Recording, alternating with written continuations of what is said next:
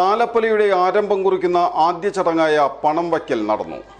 എല്ലാവിധ ലാബ് ടെസ്റ്റുകൾക്കും MHL smart labs, Dubai road, Eriyad, Bahadur mall, Kara and Manus properties, Asmabi college.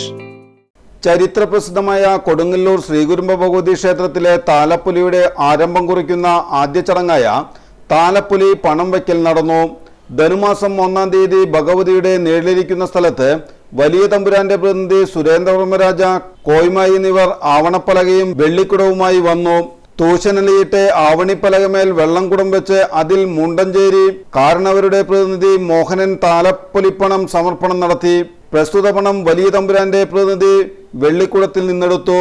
OK യോഗം secretary ശശിധരനെ ഏൽപ്പിച്ചതോടെ ചടങ്ങ് സമാപിച്ചു. താലപ്പൊലിപ്പണം സമർപ്പിക്കൽ ചടങ്ങിൽ യോഗം കമ്മിറ്റി അംഗം സോമൻ മേനോൻ, ആനന്ദൻ മേനോൻ, നേളിരിപ്പ് പടനായകൻ മാധവൻ കിളിക്കോട്ട് എന്നിവർ പങ്കെടുത്തു.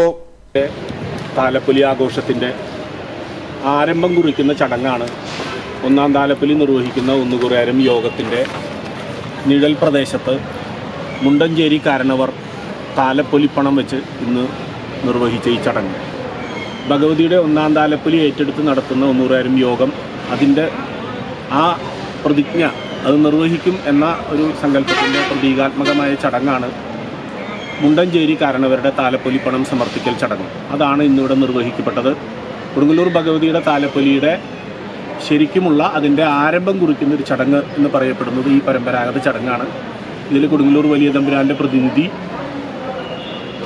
പ്രതിനിധിയായ കോയ്മ, ദേവസ്വം ആളുകൾ, ഞങ്ങളുടെ പടനായകൻ, അതുപോലെ യോഗം കമ്മിറ്റി അംഗങ്ങൾ, ഇത് നിർവഹിക്കുന്ന മുണ്ടഞ്ചേരി കുടുംബത്തിലെ അംഗം, ഇപ്പോഴത്തെ മുതിർന്ന അംഗം, ഈ നിഴൽ പ്രദേശത്തുള്ളവർ, ഭക്തജനങ്ങൾ എല്ലാവരെയും ഞാൻ ഭഗവതിയുടെ താലപ്പൊലി ചടങ്ങിൻ്റെ സമാരംഭം കുറിക്കുന്ന ഈ ചടങ്ങ് നിർവഹിച്ചതായി അറിയിക്കുന്നു.